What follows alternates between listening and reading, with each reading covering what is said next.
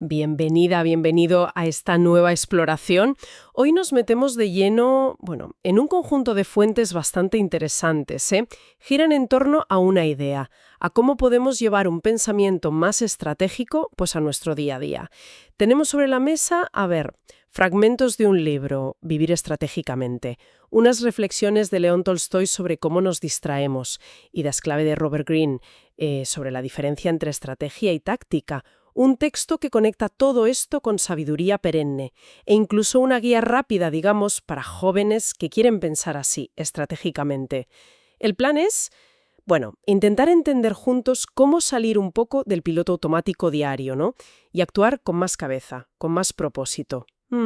¿A quién no le suena esa sensación de estar siempre apagando fuegos, de ir corriendo de lo urgente a lo urgente sin tiempo para lo importante? Robert Greene, él lo llama el infierno táctico. Básicamente es, pues eso, cuando tu día lo marcan las demandas, las acciones de los demás, no tus propios objetivos. Sí, es una imagen muy gráfica, la verdad. Y fíjate, Tolstoy, aunque desde otro ángulo, pintaba algo parecido. Hablaba de los soldados que, esperando la batalla, pues se entretenían con cualquier cosa para no pensar en el peligro real, ¿sabes? Y las fuentes que manejamos sugieren que muchas de nuestras ocupaciones hoy en día, no sé, desde el bombardeo de entretenimiento hasta el consumo de ciertas sustancias, funcionan un poco igual. Son formas de, como decía Tolstoy, de bajar la luz del intelecto, para esquivar una mirada más honesta a los desafíos de la vida. Bajar la luz del intelecto. Suena fuerte, ¿sí? ¿Y eso cómo conecta con la idea de estrategia? Pues directamente. Porque esa evasión constante nos mantiene ahí, atrapados en la reacción, en lo inmediato. Tolstoy llega a decir algo, bastante provocador, que volverse adicto no es un crimen, pero es una preparación para el crimen.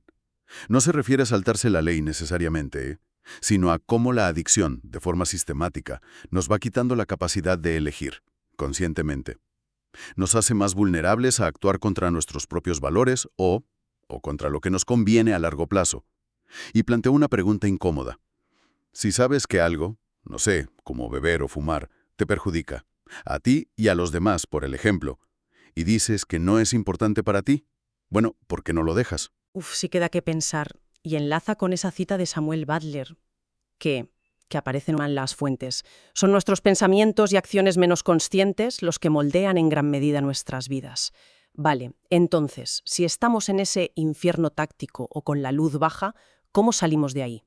¿Cómo empezamos a ser más estratégicos? Aquí es donde las ideas de Robert Greene entran con fuerza. Él insiste mucho en diferenciar táctica de estrategia. La táctica es la batalla concreta, ¿sabes? El problema de hoy, la solución rápida.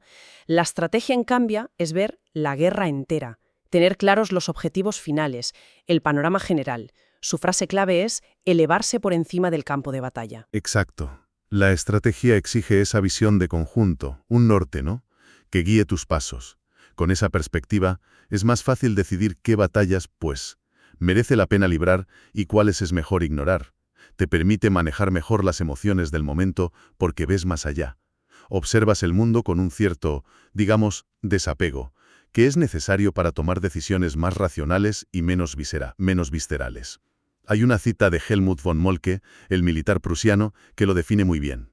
La estrategia es la aplicación del conocimiento a la vida práctica, el arte de actuar bajo la presión de las condiciones más difíciles. O sea, no es solo pensar, es actuar inteligentemente bajo presión. Sí, me gustó mucho una imagen que usa Grimm. La gente táctica es pesada y está pegada al suelo.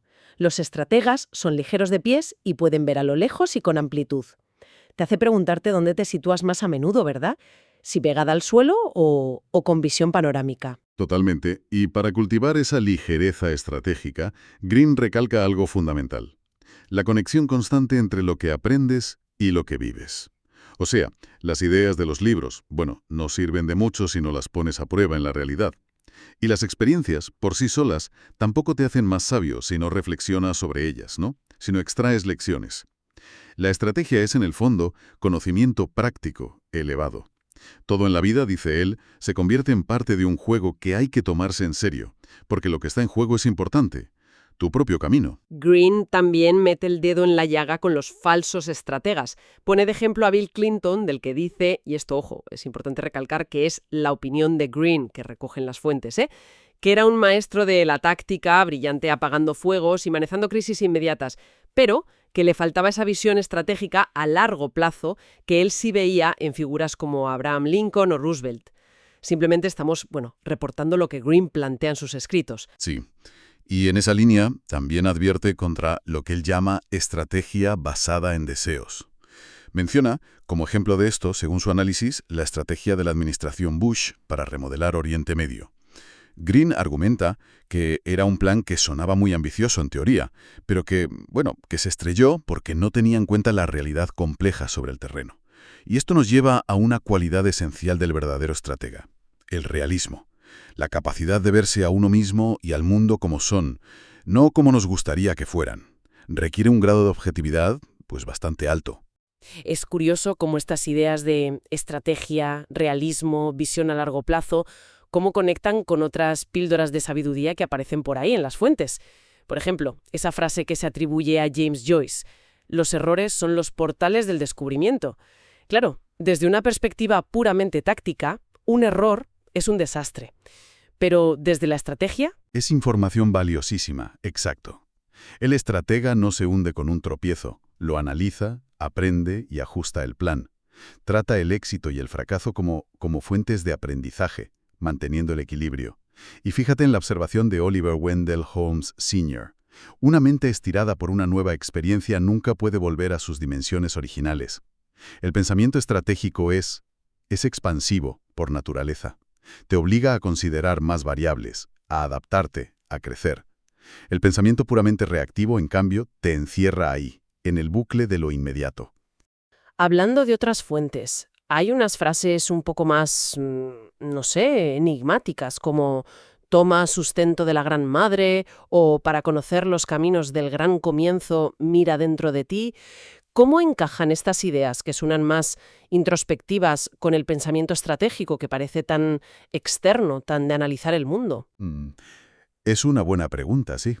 Parecen apuntar a que la brújula estratégica más fiable no viene de fórmulas externas o de copiar a otros, sino de conectar con tu propio propósito, con tus valores más profundos. Es lo que la guía para jóvenes llama la brújula interior. Para encontrarla hay que mirar hacia adentro, sí, más allá del ruido de las urgencias tácticas diarias, y preguntarse qué es lo realmente importante para uno mismo. Ese gran comienzo podría interpretarse como esa sabiduría o intención original, antes de vernos atrapados en patrones reactivos y distracciones, ¿no? Entendido. Entonces, no es solo mirar hacia afuera y analizar, sino también mirar hacia adentro y conectar. Vale. Incluso algo tan aparentemente básico como bienestar es dormir bien, comer bien, que también se menciona por ahí. Eso también es estrategia. Fundamental. A veces se ve el autocuidado como un lujo, ¿verdad? Pero desde una perspectiva estratégica, es la base. Para tener la claridad mental que exige pensar estratégicamente, necesitas estar bien. El agotamiento, la mala alimentación, el estrés crónico, todo eso te empuja directamente al infierno táctico, a reaccionar por defecto. Cuidarse es mantener a punto las herramientas para poder pensar con perspectiva. Tiene todo el sentido. Y me llama la atención la recomendación de Jim Valvano, el entrenador de baloncesto, aquello de reír, pensar y emocionarse hasta las lágrimas cada día. Choca un poco con la imagen estereotipada del estratega como alguien frío, calculador, casi robótico. Claro, porque esa imagen es una caricatura, yo creo. La estrategia bien entendida, como la describen estas fuentes, no significa desconectarse de la vida o de las emociones. Al contrario, implica comprometerse plenamente con la experiencia humana, pero sin perder la perspectiva. La risa te salva de tomarte demasiado en serio, ¿no? De la rigidez mental. El pensamiento reflexivo es obvio, es clave para analizar y aprender. Y las emociones, bien gestionadas, no son un obstáculo, son una fuente de motivación. Te dicen qué te importa de verdad. Es la encarnación de lo que los griegos llamaban proanesis, sabiduría práctica. Estar presente en el día a día, sintiendo, viviendo, pero sin perder de vista el mapa general. Él mismo aborda en las fuentes las críticas que reciben sus libros, que a veces se tachan de malvados o maquiavélicos. Su defensa es interesante. Dice que lo verdaderamente dañino no es conocer las estrategias, sino la falta de pensamiento estratégico y la ineficacia. Cita la visión de los antiguos griegos. Sí, esa idea de que la estupidez y la incompetencia son, en última instancia, más peligrosas que la maldad intencionada. La lógica es que la maldad, al menos, suele ser visible, ¿no? Y se puede combatir. Pero la incompetencia, las decisiones torpes tomadas sin visión de conjunto, la acción inconsciente, eso puede llevar a desastres enormes sin que nadie se dé cuenta hasta que es demasiado tarde. Green sostiene que muchos de los mayores errores militares de la historia no se debieron a líderes malvados, sino a líderes que simplemente carecían de sabiduría estratégica, de realismo, de perspectiva. Y eso se puede aplicar también a la vida personal, ¿no? Totalmente. Nuestros propios patrones inconscientes o decisiones reactivas pueden acabar causando más daño a largo plazo que un acto puntual de mala fe. Exactamente. La falta de estrategia personal, el vivir atrapado en el infierno táctico, puede llevar a una vida de oportunidades perdidas, relaciones dañadas, potencial no realizado, y no por maldad, sino por pura inercia e inconsciencia. La guía para jóvenes que mencionamos al principio parece intentar traducir todo esto a un lenguaje muy directo. Plantea una elección clara. ¿Eres un reactor, alguien que solo reacciona, o un pensador estratégico? Lo compara con ser la hormiga previsora de la fábula o el saltamontes que se preocupa pero no hace nada. Me gusta cómo anima a ver los errores no como fracasos, sino como pistas de detective para mejorar. Sí, lo simplifica, pero capta la esencia. Y sobre todo, insiste en hacerse preguntas clave. Preguntas que nos saquen del modo reactivo. ¿Qué quiero realmente que pase aquí? ¿Cuál es la forma inteligente de abordar esto? Y una que me parece muy potente. ¿Qué agradecería mi yo futuro que hiciera ahora mismo? Son preguntas que te obligan a levantar la vista del suelo, ¿verdad? También recalca la importancia de mantener la calma. Algo difícil sin estrategia. Cuidar el cerebro pensante con descanso, buena alimentación, como decíamos antes, y consultar esa brújula interior, tus valores. Lo presenta como un superpoder, que no es innato, sino que se entrena día a día, con cada pequeña decisión. Al final, Green lo plantea casi como una decisión, no sé, existencial, una especie de conversión. Tienes que elegir. ¿Quieres operar desde el lado luminoso de la estrategia con conciencia y propósito o prefieres seguir ahí, en el infierno táctico de la reacción constante?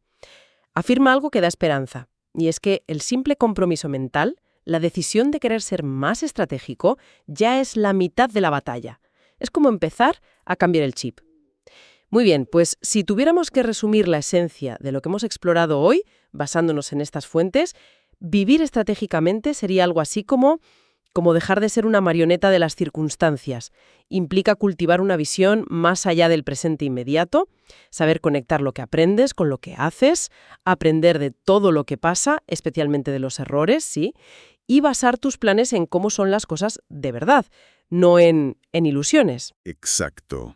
Y todo eso necesita una base sólida de autoconocimiento, saber qué quieres y por qué, de autocuidado para tener la mente clara, fundamental, y de conexión con esa brújula interior de valores que te guía.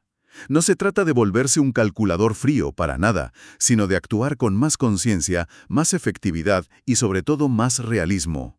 Me viene a la mente la cita de John Wooden, otro entrenador legendario. La clave no es lo grande que seas físicamente, sino cuán grande juegas.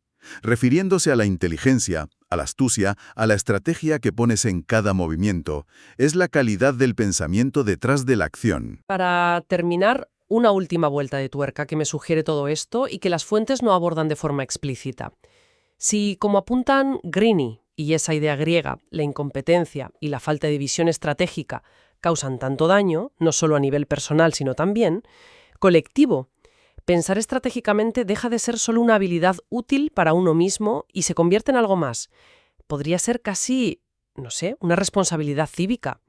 Fomentar esta forma de pensar para tener sociedades, comunidades, organizaciones que funcionen mejor y sean menos propensas a meter la pata hasta el fondo por pura falta de visión. Ahí lo dejo, una pregunta para seguir dándole vueltas.